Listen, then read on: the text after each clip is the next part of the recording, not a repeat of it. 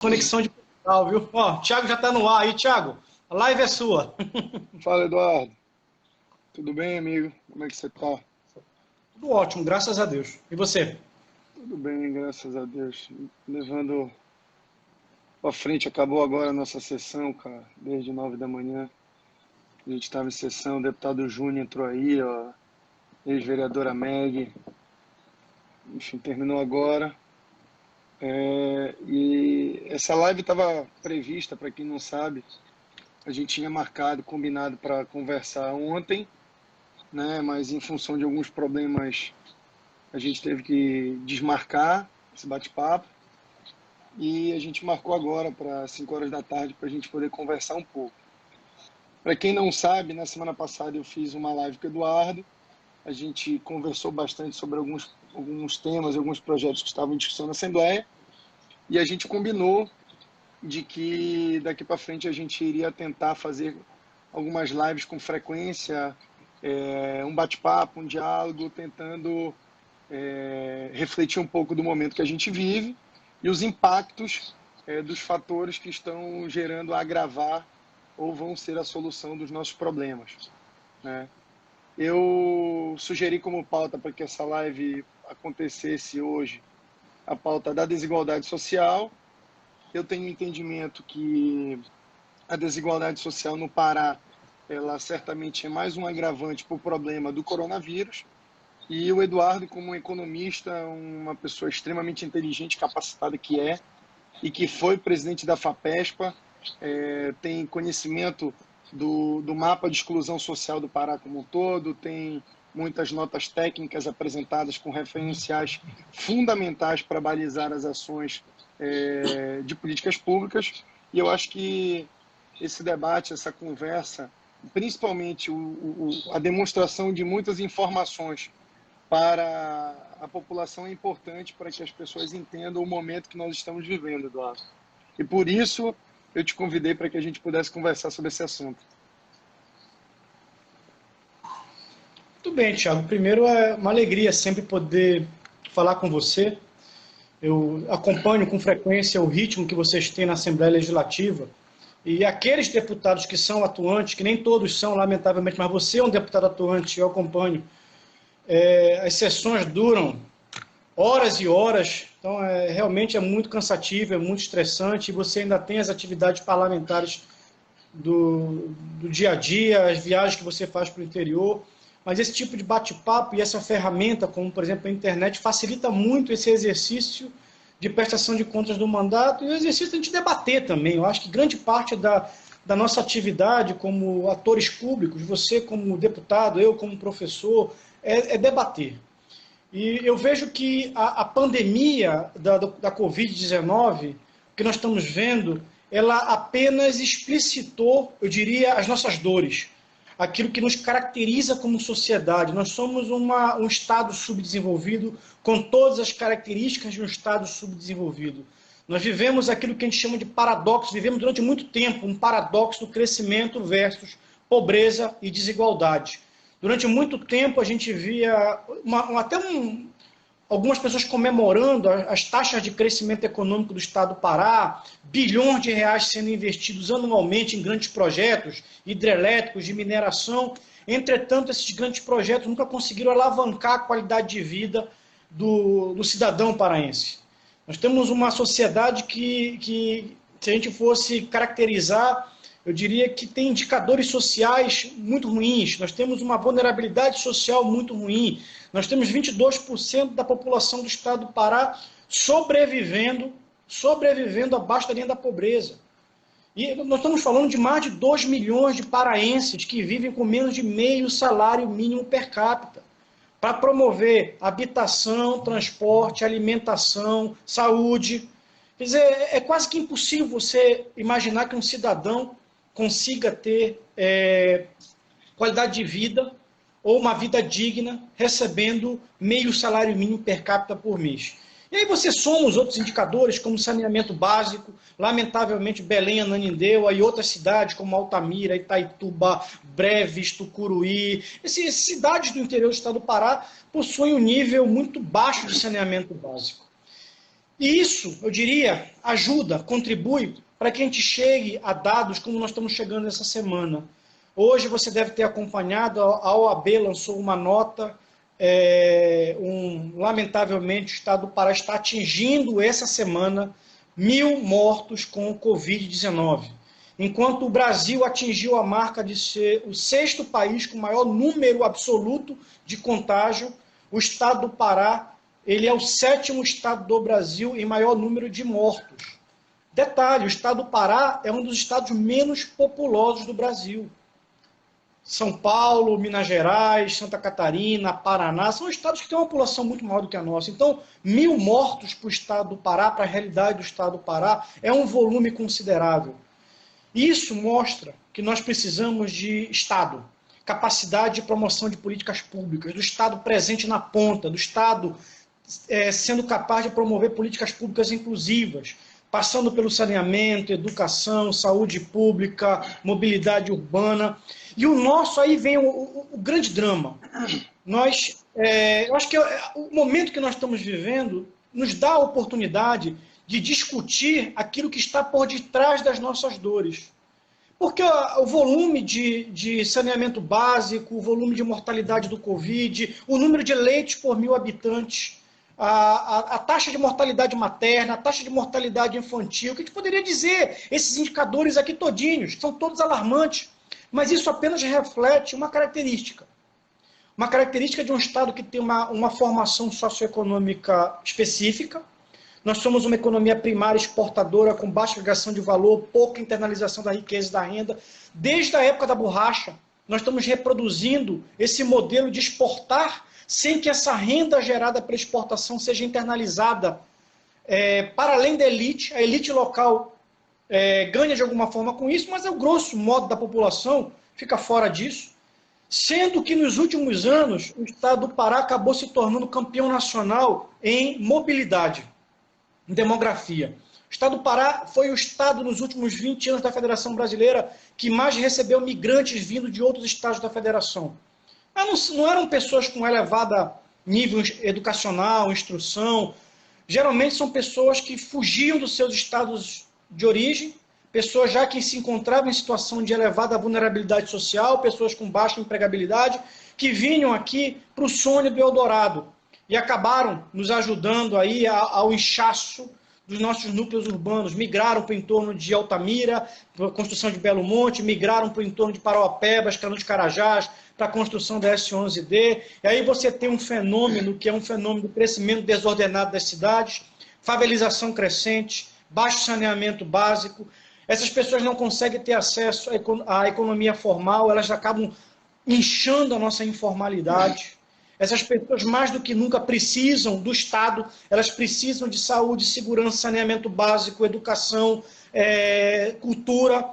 E aí que está o nosso problema. O nosso federalismo fiscal nos condena ao subdesenvolvimento por temas como a Lei Candir, temas como a ilógica lógica de cobrança do ICMS no destino, que fazem com que o estado do Pará tenha uma receita per capita insignificante. Nós estamos falando de algo em torno de R$ 240 habitantes para promoção, per capita, para promoção de saúde, educação, saneamento, segurança, etc. Se a gente comparar com estados, por exemplo, como Paraná, Santa Catarina, Distrito Federal... Belém, Eduardo, só para complementar, Belém dá R$ 140 por mês para fazer tudo isso. Pronto. Saúde, educação, segurança, saneamento, tudo. R$ 140. Exatamente. O que a teoria do federalismo diz? Que independente do seu local de nascimento, você tem que ter um nivelamento das condições de partida. Ou seja, as condições básicas, saneamento básico, educação, acesso à saúde pública, mais ou menos nivelado. Isso acontece no Brasil? Não, não acontece no Brasil. Quem nasce no Pará está condenado em grande parte a ter uma precariedade dos serviços públicos, justamente por questões como o federalismo fiscal, a Lei Candir. A gente pode daqui a pouco entrar em dados, em detalhes, mas eu diria que durante muito tempo a gente não consegue entender onde estão as raízes das nossas dores. É por isso que eu te parabenizo por estar fomentando esse tipo de debate, Tiago, porque são poucos os deputados que realmente conseguem sair daquela política rasteira do debate populista e consegue discutir dados, números. A última live você veio com uma discussão que eu achei muito interessante. Você trouxe uma discussão que é fundamental, ou seja, grande parte desses indicadores que estão acontecendo em Manaus, estão acontecendo em Belém, indiscutivelmente tem a ver com o nosso saneamento básico. Claro. Mas como é que nós vamos... Pois não, Thiago? Claro, não é isso mesmo, eu estava só concordando contigo. Mas como é que nós vamos resolver os nossos problemas se o Estado tem baixa capacidade de promoção de políticas públicas? E eu lamento profundamente que, por exemplo, estava na agenda pública, nível nacional, no início do ano, uma discussão que o Paulo Guedes estava colocando para o Congresso Nacional, que era da reforma tributária. E nós teríamos, nos últimos 20 anos, essa é uma discussão da importância da reforma tributária, nós teríamos uma oportunidade de estar discutindo justamente, não somente a questão da simplificação da carga tributária ou da diminuição da burocracia, mas uma discussão do nosso federalismo fiscal. E com a pandemia do Covid, essa agenda, mais uma vez, ela se torna uma agenda secundária em função do que nós estamos vivendo. Então, eu acho que esse tema nós precisamos resgatar e eu acho que o teu mandato é importante para a gente botar esse tema na baila.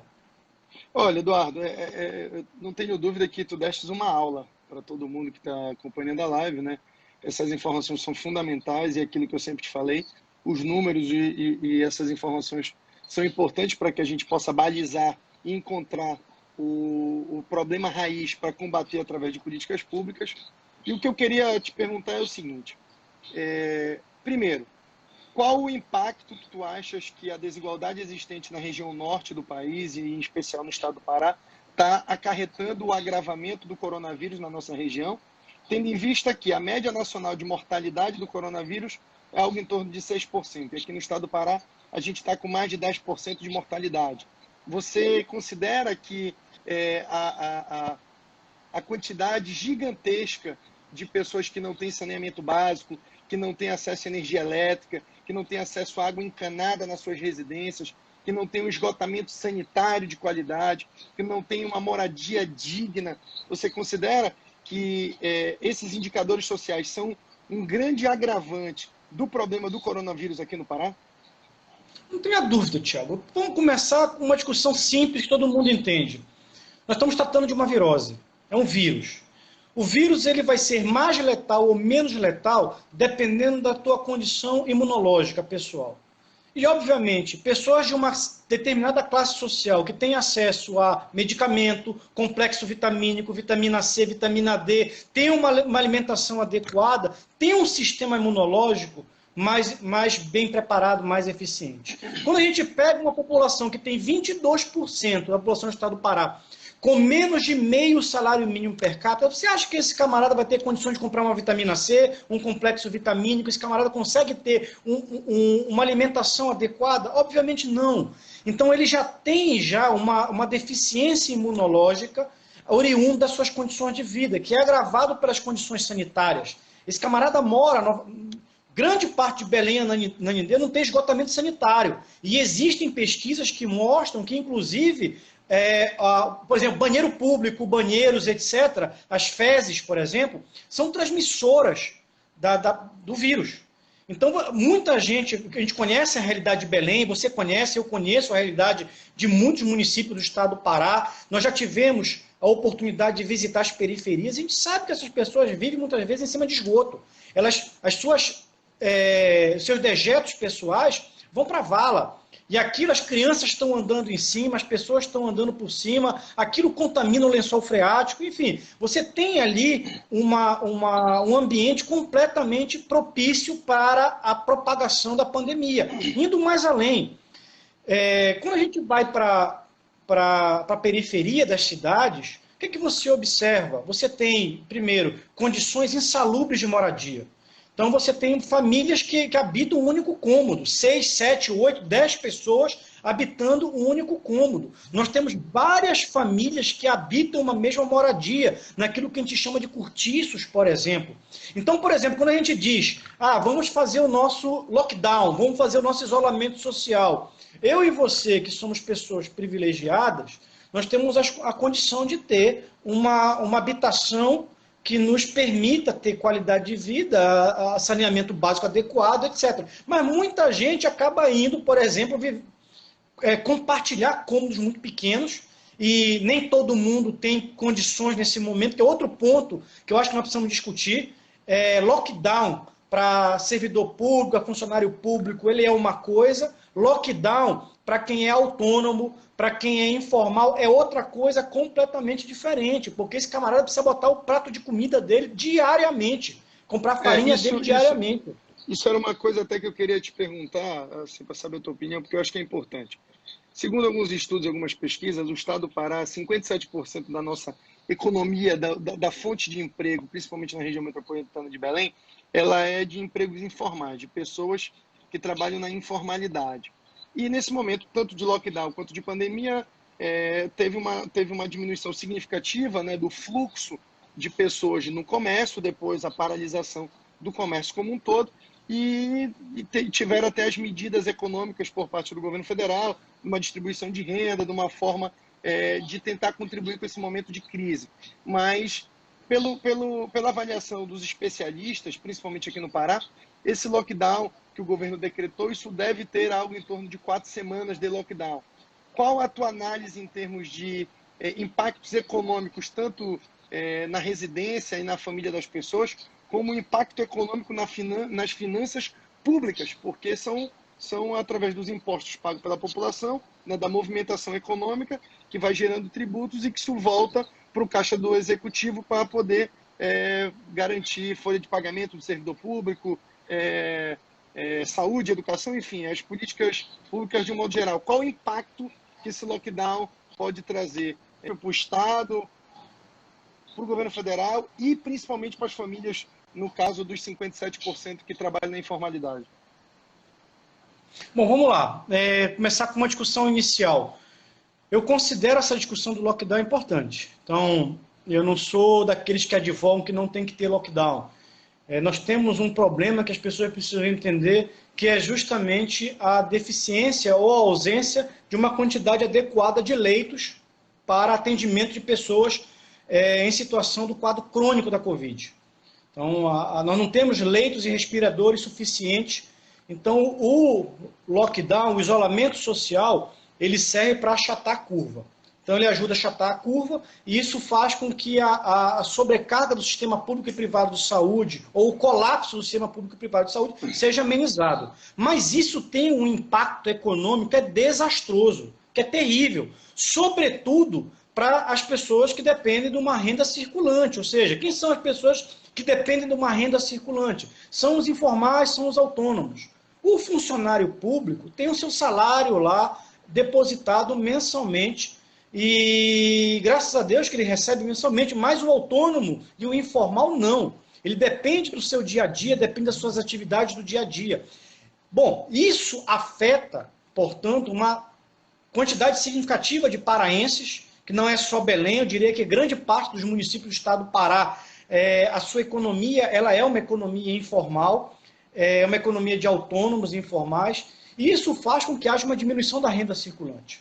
Então, nós vamos ter esse ano no Brasil, eu analisei alguns dados recentes, há quem fale que esse ano, Delfim Neto ontem publicou um artigo dizendo que o 2020 vai ser igual a 2015 e 2016 no Brasil, quando nós tivemos a maior crise econômica de todos os tempos no governo Dilma, 3,5% e 3,2%. Já há analistas que estão trabalhando com um dado que eu acho extremamente exagerado, mas há quem fale uma queda do PIB de 10% a 11%. Eu acho que não chega a tudo isso, mas talvez chegue a 4%, 5% ou 6%. Isso significa o quê? Desemprego. Muitas empresas estão fechando as portas, muitas pessoas estão sendo demitidas. O número de empresas que estão fechando as portas e estão demitindo é espantoso em nível de Brasil. Eu não tenho os dados para o estado do Pará e para Belém, esses dados não existem, lamentavelmente, nós não temos um local que acompanhe, que faça mais ou menos esse tipo de projeção e cálculo, e nós perdemos muito. Que a FAPESPA fazia muito bem, diga-se de passagem. A FAPESPA, exatamente. Quando você era presidente da FAPESPA, a gente tinha amplamente a divulgação de números que mostravam tanto o crescimento de mão de obra no estado do Pará, de empregos, quanto o declínio em momentos de crise. Então, a FAPESPA, naquele momento, publicizava de maneira muito qualificada todos os números e os indicadores do estado do Pará. Nós tínhamos boletins como do comércio, da indústria, do turismo, onde nós tínhamos indicadores da atividade econômica mensal das atividades. Hoje nós não temos isso. E mais do que nunca nós estamos sentindo falta justamente de um observatório das atividades econômicas para mensurar, inclusive, a medida das políticas públicas. Bom, o que nós temos como fator que está amenizando isso? Justamente esse programa de auxílio emergencial do governo federal, que está injetando falam em torno de 80 milhões de pessoas, 90 milhões de pessoas, algo em torno de 100 bilhões de reais. 3 meses, 100 bilhões de reais. Pouca gente, Tiago, tem se atentado para isso. O programa Bolsa Família, para você ter uma ideia, ele movimenta todo ano algo em torno de 30 bilhões de reais. Em 3 meses, o governo federal está injetando algo em torno de 100 bilhões de reais. Existe uma renda que está circulando, sobretudo na periferia, no pequeno comércio, no mercadinho da esquina, etc., a partir desse rendimento, a partir do recebimento desses recursos. Mas isso não vai amenizar, isso não vai se contrapor à queda da atividade econômica que nós estamos sentindo e observando. O volume da queda, ninguém sabe estimar. E qualquer pessoa que dê um número nesse momento, está sendo leviano. Agora, isso vai impactar, e aí é o cerne da questão, indiscutivelmente a própria arrecadação tributária do governo do Estado. Por quê? O principal imposto arrecadatório do governo do Estado é o ICMS. E quando as pessoas deixam de botar combustível no carro, deixam de comprar o feijão, o arroz, deixam de sair de noite para o restaurante, deixa, portanto, de arrecadar. O Estado deixa de arrecadar. Há uma queda da arrecadação tributária do Estado, mas essa queda ela vem sendo compensada pela transferência de recursos da União para os estados. O governo hoje, Eduardo, só para te dizer, o governo hoje fala algo em torno de 2 bi de queda de arrecadação para o próximo ano. No próximo ano, 2021, né? Não, perdão, de 2020. 2020, 2 bilhões. 2 bilhões. Precisaria então, ver o nosso como... orçamento cairia algo em torno de 28 para 26 bi. Pronto. É a previsão orçamentária. A gente precisaria ver qual é o volume de recurso que a União está injetando no estado do Pará, e eu acredito que é superior a 1 bilhão de reais, são milhões. Com certeza. Para municípios e estado. Então há uma transferência de recursos da União, e pouca gente está entendendo uma coisa. A minha maior preocupação hoje, além do momento atual, da conjuntura atual que nós estamos vivendo, e eu queria bater uma bola contigo, com o colapso que nós estamos observando, e você é uma pessoa que acompanha isso, nós temos dialogado fortemente com isso, com o colapso futuro das contas públicas do estado do Pará em função dessa crise. Nós temos 3 ondas, que as pessoas só enxergam 2. A primeira onda é a onda da pandemia. A segunda onda é a onda da crise econômica, mas existe um colapso das contas públicas, e esse colapso não vai estourar agora. Esse colapso vai estourar daqui a 2, 3 anos, 4 anos. E isso vai prejudicar todos nós, porque isso vai diminuir a capacidade que o Estado tem em investir em segurança, saúde, educação, saneamento, infraestrutura, mobilidade urbana, etc. Eu queria até aproveitar essa live e te ouvir um pouco sobre isso. Como é que estás enxergando isso, Thiago? Olha, o estado do Pará, quando terminou a gestão passada, tinha uma capacidade de endividamento algo em torno de 4,5%. Pelas informações que a gente tem e pelas operações de créditos aprovadas no ano passado e tudo aquilo que o governo vem fazendo, isso já está em algo em torno de 10%, mais ou menos. O que é uma capacidade ainda muito aquém daquilo que o Estado pode adquirir. Eu tenho entendimento, Eduardo, que a gente tem que continuar batendo na tecla da compensação da Lei Candir. Eu acho que teve uma evolução significativa. Você sabe muito bem, e você é um estudioso dessa área, que a Lei Candir ela é a grande salvação do Estado do Pará, porque a gente vai conseguir tributar um percentual significativo da economia do Estado, que hoje a gente não tributa. E aí a gente tem uma matriz econômica muito forte no setor mineral, que a gente não consegue tributar, isso não entra em termos financeiros para o Estado, né? E aí a gente não consegue que esse recurso seja transformado em benefício social para a população.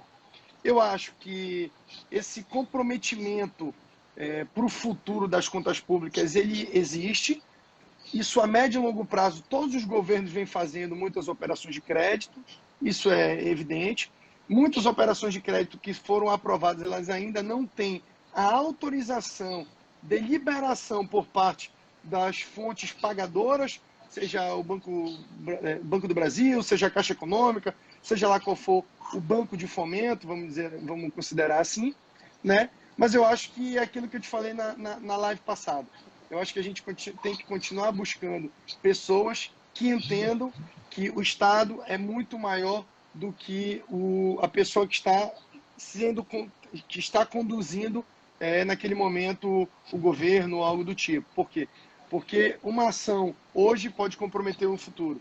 Então, muitas ações elas têm que ter ética, têm que ter prudência, têm que ter transparência. Transparência é fundamental para a população, para que a gente possa balizar as nossas ações hoje, sem comprometer aquilo que é necessário para no futuro ser feito e ser garantido em termos de políticas sociais.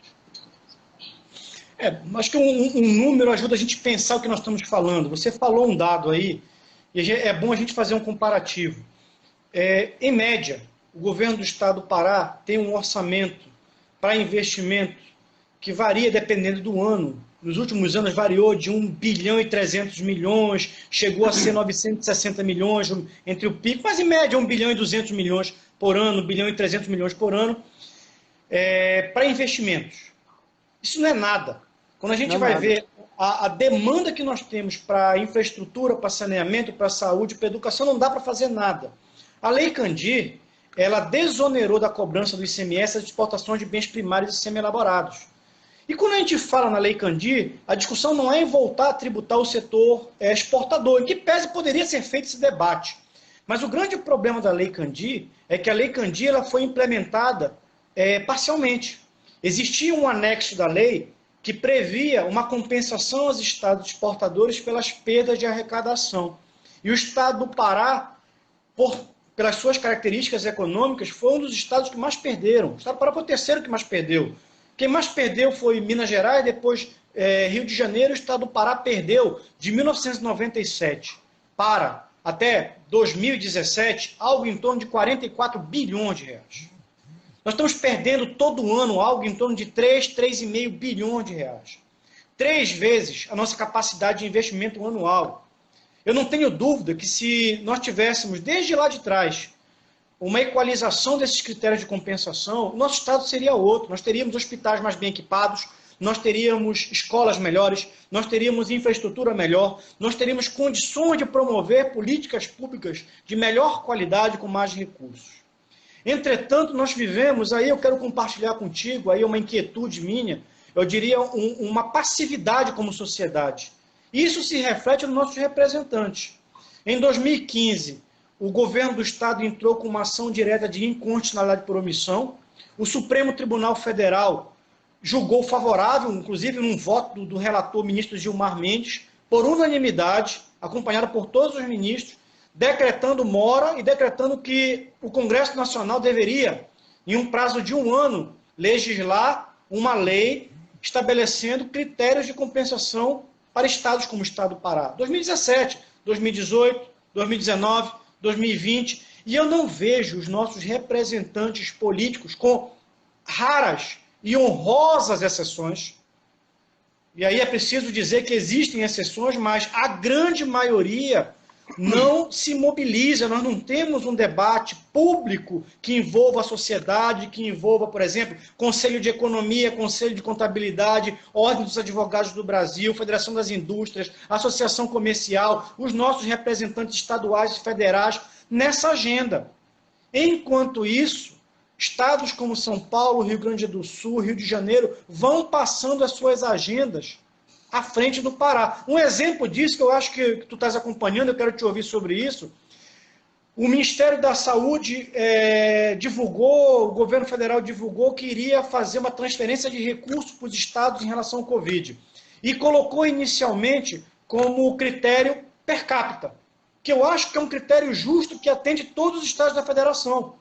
E o Dória, junto com o Henrique Meirelles, que é o secretário de Economia do estado de São Paulo, fizeram um lobby com o objetivo de não ser o per capita, mas ser a perda de arrecadação. Ora, se a gente leva o critério de perda de arrecadação, quem é que é o beneficiado com isso? É o estado de São Paulo. Por quê? Porque a base tributária de São Paulo é de 90% da sua economia, em função da característica econômica do estado de São Paulo. Enquanto que a base tributária do estado do Pará, por sermos um estado primário exportador, é de 70% da nossa economia. Por exemplo, quando há uma queda na atividade econômica do minério, quando há uma queda na atividade econômica da geração de energia elétrica, nós não perdemos a arrecadação, porque já não é cobrada a arrecadação em cima disso. Mas a sociedade acaba sendo atingida indiretamente com isso. Então, quando São Paulo faz um lobby com o objetivo de mudar o critério de repartição dos recursos para esse auxílio aos estados, isso prejudica o Pará. E aí eu te digo, eu não vi um parlamentar federal nosso, eu não vi um senador nosso levantar essa bola, levantar essa agenda e se posicionar em contrário. Como é que vocês estão acompanhando isso? Como é que estás acompanhando isso, Thiago?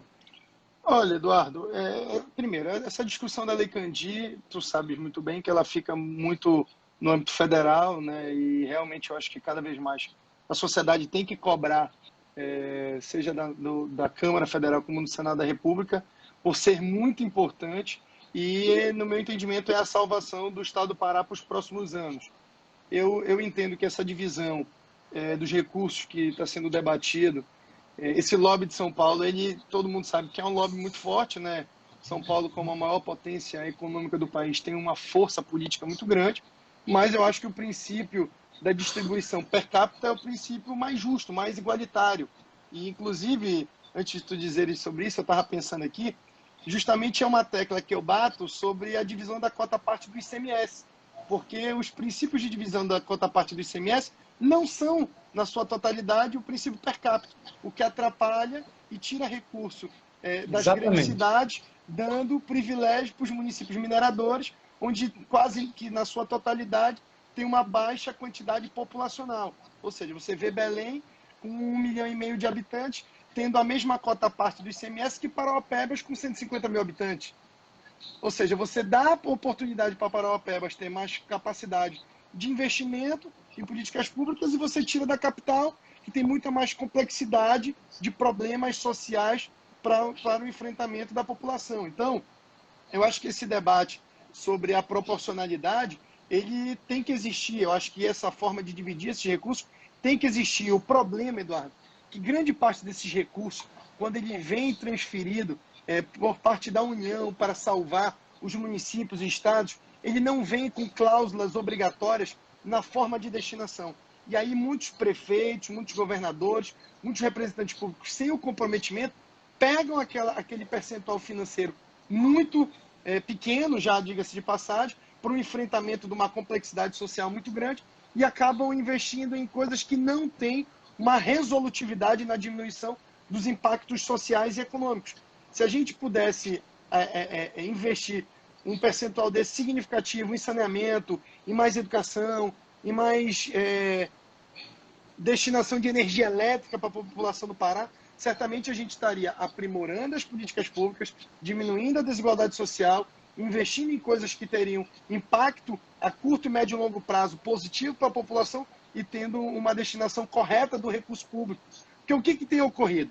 Esse recurso vai chegar para o Pará, seja ele por divisão das perdas financeiras ou pela divisão, pela proporcionalidade populacional.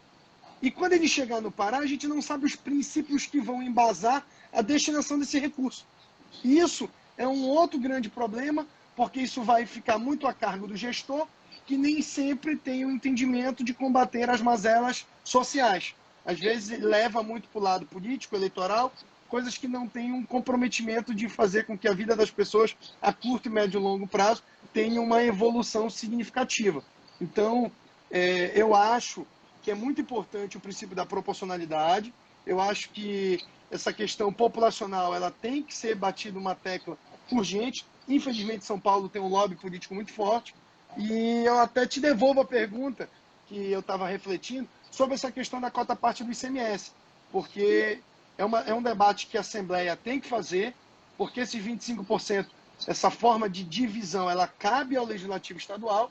Evidentemente que o governo nem sempre tem interesse de repactuar esse remanejamento dos 25% de todo o bolo arrecadado através do ICMS, mas eu acredito que uma nova pactuação na forma de dividir os 25% do ICMS arrecadado pelo Estado, é fundamental levar para a questão populacional. Porque é aquilo que eu disse para você, Belém, capital, Ananindeua, os municípios com mais densidade social estão tendo quedas significativas nos seus repasses, enquanto a gente tem visto municípios mineradores com uma crescente expressiva, sem uma quantidade populacional que gere um impacto tão grande como nas grandes cidades. Então eu queria saber de ti o que tu pensas sobre tudo isso, que eu acho que é um debate que, principalmente para a região metropolitana de Belém, a gente tem que fazer, porque a queda de receita da capital, em específico, é muito grande e o que acontece? Com a ausência de políticas públicas no interior, a gente tem visto muita gente sair do interior, vindo para a cidade, mais uma vez na tentativa de uma qualidade de vida. Essa tua pergunta é fundamental, Thiago. Eu estou com um grupo de pesquisa na universidade, eu sou professor lá do Programa de Pós-Graduação em Gestão Pública do NAIA, e eu estou com 5 orientandos que estão trabalhando em dissertações de mestrado que vão justamente tocando esses assuntos. Nós estamos discutindo justamente o nosso federalismo fiscal numa perspectiva municipal. E quando a gente olha, nós observamos que a discussão não é somente de uma desigualdade entre estados, mas é de uma desigualdade também interestadual. Então, quando você tem, por exemplo, critérios como o valor adicionado de repartição do ICMS arrecadado da cota parte do Fundo de Participação dos Municípios, municípios como, por exemplo, Parauapebas, ou Canaã dos Carajás, ou agora municípios que têm atividades de geração de energia elétrica, como Tucuruí ou Altamira, que têm um elevado valor adicionado, significa que há uma captura, há uma drenagem de parte desses recursos por esses municípios. Então você tem municípios com o mesmo nível de população, com a mesma quantidade populacional, entretanto com um orçamento per capita muito desigual, chegando muitas vezes a um desnível de 10 vezes. E isso faz com que haja uma desigualdade intraestadual. Então nós precisamos discutir isso. Eu queria marcar uma reunião contigo, até com meus alunos, são pessoas que já têm expertise na área. A gente pode justamente fazer uma discussão como essa, a gente pode fazer um seminário como esse, para discutir essa questão do federalismo. Eu acho que é fundamental esse debate. Mas eu queria ler uma mensagem da professora Maria Amélia Henriques, que acabou de colocar aqui, eu li a mensagem, eu acho que a professora Maria Amélia Henriques, você conhece, ela já foi secretária adjunta de Ciência, Tecnologia e Inovação. Gente boa, minha amiga. Pronto, é uma das maiores especialistas brasileiras, se não a maior, em economia mineral no estado do Pará. Com certeza ele é a maior especialista. Competente ao extremo. Ela e meu grande amigo, irmão dela, parceiro, Jorginho. Pronto. Ela colocou uma questão que eu considero fundamental e a gente não estava percebendo isso, mas essa dica dela é fundamental. Ela diz o seguinte: a CEPAL recomenda que o financiamento desta fase da crise seja feita com abertura de espaço fiscal, por meio da redução de subsídios e incentivos. Sem dúvida que o Pará tem muito espaço para avançar. E aqui eu vejo que a Assembleia Legislativa pode ser um espaço para fazer esse debate. Ou seja, não tem dúvida que nós precisamos avançar com políticas públicas agora. Incentivos fiscais, por exemplo, precisam ser revistos no estado do Pará, a lógica dos incentivos fiscais, juntamente com essa questão da repartição de recursos. Então, esses são temas que nós podemos, inclusive, convidar a Maria Amélia, nós podemos fazer um seminário, nós podemos... O Helder de Mello, por exemplo, isso é coerente. O Helder de Mello foi presidente da FAPESPA também, ele é professor... Gente boa também. É um dos meus orientandos do NAIA e ele está trabalhando justamente com essa questão do orçamento público municipal no estado do Pará. Então, nós estamos fazendo esse debate, nós precisamos fazer essa agenda. Ou seja, não tem sentido Parauapebas ter 10 vezes mais orçamento per capita que Palestina do Pará. Então, e você vê a partir daí uma malversação de recursos, muitas vezes, falta de transparência, falta de controle social. E, enfim, nós estamos com um prato cheio agora, Tiago. Acho que essa pandemia ela nos ajuda a, inclusive, qualificar o debate político. Por quê? Porque mais do que nunca as pessoas estão percebendo que o voto importa. Ou seja, o representante que você elege, seja para o legislativo, seja para o executivo, importa. Um voto mal dado significa má gestão no futuro.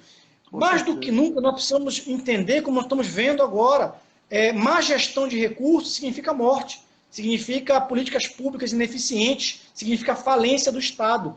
Então, eu diria que nós temos assuntos aí para 3, 4, 5, 10, 20 lives que a gente pode fazer e qualificar esse debate. Muita Eduardo, eu acho que eu queria te perguntar uma coisa, assim, eu tenho conhecimento sobre isso, mas eu não sei se os meus seguidores na sua totalidade têm, se os teus seguidores na totalidade têm. E eu tenho feito esse debate dentro da Assembleia Legislativa que trata sobre a questão do Pacto Federativo. Por que eu te digo isso? Eu acho que a forma de distribuição dos recursos oriundos através dos impostos é muito injusto no Brasil. A gente sabe que existe uma concentração deste bolo tributário muito grande na mão do governo federal, depois isso é dividido entre os estados e municípios, fazendo com que os municípios fiquem com um percentual muito pequeno, algo em torno de 16% desse bolo de arrecadação como um todo.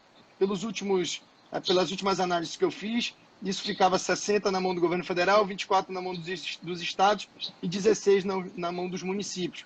E uma coisa importante, que eu tenho debatido isso na Assembleia, porque este momento da crise do coronavírus tem feito com que alguns atores políticos se coloquem como os salvadores da pátria.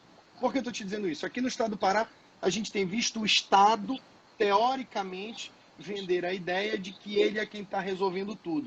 E, na verdade, as pessoas necessitam muito mais no dia a dia das ações municipalistas do que as próprias ações a nível de Estado. Eu te pergunto isso por quê? Porque eu tenho entendimento que a revisão do Pacto Federativo gera automaticamente mais estrutura financeira para os prefeitos terem mais condições de investir em políticas públicas nos seus municípios. Ou seja, se a gente tivesse revisto o Pacto Federativo há um tempo atrás, hoje não estaria todos os municípios e estados numa dependência total do governo federal em muitas matérias e muitas distribuições financeiras, tendo em vista que eles estariam mais contemplados com essa divisão da arrecadação do bolo tributário de uma forma nacional. Então, assim, qual a tua opinião sobre esse assunto do Pacto Federativo e o que isso hoje está acarretando de problemas para a sociedade no momento do coronavírus, e se isso tivesse sido modificado há um tempo atrás, quais os benefícios que tu achas que já poderiam estar de maneira mais evoluída no dia a dia da população? Saúde, educação, segurança, saneamento, enfim, políticas do nosso dia a dia. Bom, esse tema é mais um tema para a gente discutir em outro momento, mas tentando fazer uma síntese para ti. Esse é um ponto que eu diria, talvez um dos mais importantes que nós temos na nossa República Federativa do Brasil. Por quê? Nós temos um ponto que eu diria que é importante a gente entender, que é a Constituição de 1988, chamada de Constituição Municipalista, Constituição Cidadã, etc. O que a Constituição de 88 fez? Ela delegou para estados e municípios um conjunto de atribuições. Ou seja, cada vez mais foi repassado para estados e municípios atribuições na promoção de políticas públicas. Saúde, segurança, saneamento, parará, pererê. O fato é que, paradoxalmente, houve uma concentração dos recursos em Brasília. Paulo Guedes fez uma frase que ficou famosa na campanha. O Brasil precisa de mais Brasil e menos Brasília. Mas é exatamente esse federalismo que nós temos. Você tem uma concentração de recursos em Brasília, 60 e poucos por cento da arrecadação tributária fica na União, e os estados e municípios recebem uma pequena parcela disso, mas grande parte dos serviços públicos são prestados por estados e municípios. Não é à toa que, há 2 anos atrás, nós vivemos um quadro de um colapso fiscal. Ou seja, não foi um colapso somente de estados, mas municípios também. Milhares de municípios brasileiros não conseguiam mais pagar funcionalismo público, quanto mais prestar serviços como saúde, educação, saneamento, segurança, etc. Então, o que nós precisamos entender? De um lado, nós precisamos, sou de opinião, que nós precisamos de uma revisão na nossa Constituição, de uma nova Constituinte para adequar isso, porque no processo constituinte, eu diria que foi um processo muito voluntarista, no sentido de, vamos delegar para estados e municípios determinadas tarefas, mas não previu fonte de recursos para isso. Ao mesmo tempo, ninguém é maluco no Brasil atualmente de dizer nós vamos aumentar a carga tributária agora, nós chegamos a um limite de carga tributária, nós precisamos agora pensar, não é aumento de carga tributária, mas é simplificação tributária, é gestão fiscal, é gestão de recursos. Ao mesmo tempo, nós precisamos aproveitar a janela de oportunidade que estava posta, que era da reforma tributária. A reforma tributária iria abrir uma janela para a nossa discussão do nosso federalismo fiscal, ou deveria abrir uma janela para isso. Certamente isso deverá entrar na agenda no curto prazo, talvez ano que vem, talvez no outro ano. E aí cabe nós, Tiago, sermos vigilantes. De repente, a própria Assembleia Legislativa montar uma comissão de estudos aí para a gente até discutir essa questão do federalismo fiscal e como é que a gente pode, no estado do Pará, propor, sugerir e pressionar os nossos representantes em Brasília que não olhem somente para a questão da simplificação tributária, da criação de um único imposto, mas que olhem também para a equalização das nossas desigualdades federativas. Nós precisamos de um novo arranjo federativo, porque o que nós temos não é um pacto federativo. A gente usa muito essa frase, pacto federativo, mas a gente não tem pacto, porque pacto para mim é aquilo que é consensuado. É consensuado. E nós nunca fomos sentados, nunca fomos convidados para sentar na mesa com os donos da hospedaria para discutir, olha, isso cabe para a União, isso cabe para os estados, isso cabe para os municípios, isso cabe para o estado do Pará, isso cabe para a Amazônia. Não, nós somos apenas espectadores da nossa tragédia como sociedade. Nós somos subdesenvolvidos, é escutar essa frase, porque nós não nos determinamos individual, mas, sobretudo, coletivamente a sermos diferentes. O subdesenvolvimento não é uma questão exclusivamente econômica. Eu ouvi muito essa frase. O subdesenvolvimento, Tiago, não é uma questão somente econômica e social. Ela é, sobretudo, cultural, institucional e política também. Se nós não tivermos a capacidade como sociedade de rever as nossas instituições, as nossas leis, o nosso federalismo, nós vamos continuar sendo um Estado de uma economia rica e pujante com um povo pobre e subdesenvolvido. Olha, Eduardo, eu acho que assim, o assunto é importante, né? Se fores ver, a gente começou com o assunto da desigualdade, fomos depois para a desigualdade econômica, depois voltamos para a desigualdade social, enfim. Acho que foi muito válido esse diálogo, essa conversa. Eu tenho uma preocupação muito grande nesse momento do coronavírus, porque, ao meu ver, agora que a transmissão vai começar a ir para o interior. Quando eu digo interior, eu não estou dizendo das grandes cidades como Santarém, que tem o Ítalo aí, Marabá, eu não estou dizendo das grandes cidades que têm mais infraestrutura social. Eu estou dizendo das cidades mais humildes. Eu estou dizendo das cidades do Marajó, que tem uma desigualdade social gigantesca.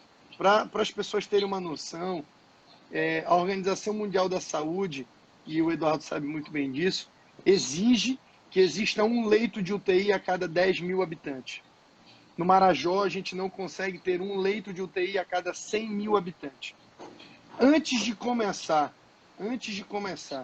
esse problema da pandemia aqui no Pará, a gente tinha 1.539 respiradores. Dos 1.539 respiradores, a gente tinha, naquele momento, apenas 29 respiradores não sendo utilizados. E aí as pessoas têm que entender que a ausência de investimentos no futuro, a ausência de políticas públicas do futuro, do passado, estão fazendo com que a gente tenha uma dificuldade muito grande agora de enfrentar o coronavírus com responsabilidade. O problema, Eduardo, que a gente vive é a gente vê algumas pessoas enfrentando o coronavírus muito mais com o jogo político eleitoral do que com o compromisso de resolver na fonte o problema da população. Então, assim, eu tenho sido muito crítico e muito enfático em dizer isso. As pessoas sabem e acompanham o meu trabalho. Eu tenho tentado ao máximo e bato na tecla. Eu agora, ainda há pouco, na comissão, na sessão da LEPA, eu registrei para a Comissão de Saúde a necessidade de convocarmos o secretário para debater sobre o assunto. Por quê? Porque os respiradores não chegaram. Com o agravamento da crise do coronavírus e com a taxa de mortalidade acima da média nacional no Pará, E tendo a desigualdade que a gente tem, o Pará, mais do que todos os outros estados da federação, tem que ter um compromisso numa distribuição de medicamentos para a população, para evitar o agravamento pulmonar, para que não tenha necessidade de intubação. E eu não estou fazendo crítica única e exclusivamente ao governo. Eu estou fazendo crítica a um modelo que veio de um tempo para cá destruindo as políticas públicas ao ponto de hoje não termos uma estrutura adequada para atender a sociedade. E detalhe, graças a Deus, a gente teve algum avanço no quesito saúde. Exemplo dos hospitais regionais. A gente tem que ser incisivo e sem fazer juízo de valor, de governo, quem está, quem passou, quem fez ou quem não fez. Mas o Abelardo Santos foi uma obra importantíssima e que agora está atendendo a população de Belém. Como a ampliação da Santa Casa também foi importante na época do governo do PT. Foi importante. Os hospitais regionais, com grande interiorização, tem sido importante. Eu tenho uma atuação muito forte em Breves, Eduardo, e eu vejo como é fundamental o Hospital Regional de Breves para atender todo o Marajó. Atendendo Melgaço, Afuá, Anajás, atende pessoas que vêm de outros estados da federação, que vêm do estado do Amazonas. Então, assim, tem muita coisa que a desigualdade do Pará, no meu entendimento, está acarretando de problemas para o enfrentamento do coronavírus. Eu acho que esse nosso bate-papo ele foi muito legal, muito construtivo. Deu para, apesar de um espaço curto de tempo, mostrar para a população muitos índices, muitos números que são agravantes do problema, são preocupantes. A gente tem, eu acho, isso é um entendimento meu, não sei se as pessoas concordam comigo ou não, mas para você ter uma noção, de cada 100 estudantes que estão no terceiro ano do ensino médio estadual, apenas 15% deles sabem a língua portuguesa e apenas 4% deles sabem fazer cálculos matemáticos básicos. Como é que essas pessoas, sem uma educação de qualidade, vão ter uma ampla noção do momento que nós vivemos e das coisas importantes a serem feitas como prevenção? É difícil. É muito complicado, é muito difícil.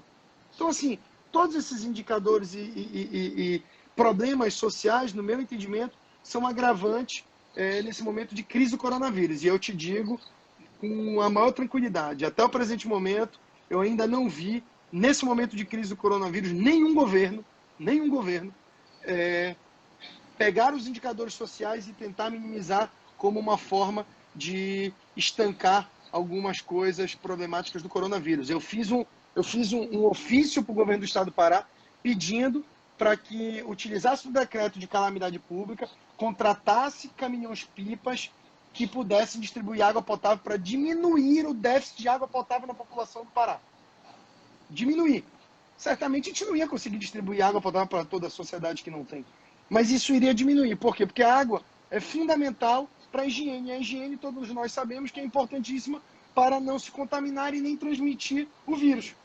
Não me responderam, não tiveram nenhuma ação. Eu entrei em contato com o chefe da Casa Civil, disseram que iriam analisar e não responderam absolutamente nada. Isso está prejudicando a população, porque certamente era uma medida fundamental e importante que iria ajudar a população do Pará. Perfeito, Thiago. Pelo que eu estou controlando aqui, nós temos mais uns 5 minutos de live aqui. O Instagram derruba com 1 hora. Enfim, eu acho que essa nossa live aqui, eu vou depois baixar ela de novo e colocar no meu canal no YouTube. Na última que nós tivemos, hoje de manhã eu já dei uma olhada, tinha mais de 500 acessos. Então, eu acho que isso aqui é responsabilidade pública. Eu quero te parabenizar mais uma vez. Eu gostaria que os nossos deputados tivessem esse perfil que você tem. Você é uma pessoa que está sempre prestando conta do seu mandato, você é uma pessoa que tem quase que sozinho ali, junto com mais meia dúzia, tentado fazer a diferença na Assembleia Legislativa. Eu sou muito crítico à qualidade dos nossos representantes políticos, mas eu preciso fazer justiça que você é diferente, você tem uma postura diferente e você não pode ser colocado em um parâmetro de igualdade com os que estão lá. Então, essas suas lives, eu tenho certeza que elas são fundamentais, inclusive, para esclarecer as pessoas. E quem sabe a gente num programa, uma próxima, a gente escolhe um outro tema e a gente vai discutindo, a gente vai qualificando o debate. Eu acho que isso é fundamental. Eu quero te agradecer pelo convite, que dessa vez você me fez o convite e para mim é um privilégio poder conversar contigo, que é uma pessoa muito jovem, e hoje de manhã eu até brinquei contigo, porque a gente estava conversando no telefone sobre o horário da live, e você estava dando alguns indicadores, e eu te parabenizei, porque você é um estudioso. Então, raros são aqueles que estudam, e é isso que nós precisamos dos nossos representantes políticos, ou seja, que conheçam as nossas dores, os nossos problemas. Então, muito obrigado, Thiago, foi um privilégio essa conversa contigo. Para mim sempre é um prazer conversar contigo, e as pessoas podem observar até na minha felicidade de fazer essa live, porque tu és um cara, além de competente, inteligente, tu és uma pessoa que sabe transmitir o teu conhecimento para as pessoas, e por isso eu fiquei muito interessado em fazer com que os meus seguidores, as pessoas que me acompanham, pudessem entender um pouco mais. Certamente tu conhece muito mais do que eu sobre os indicadores do Estado do Pará, tendo em vista que tu foste da FAPESP, isso foi muito importante, né, para balizar o teu conhecimento como um todo.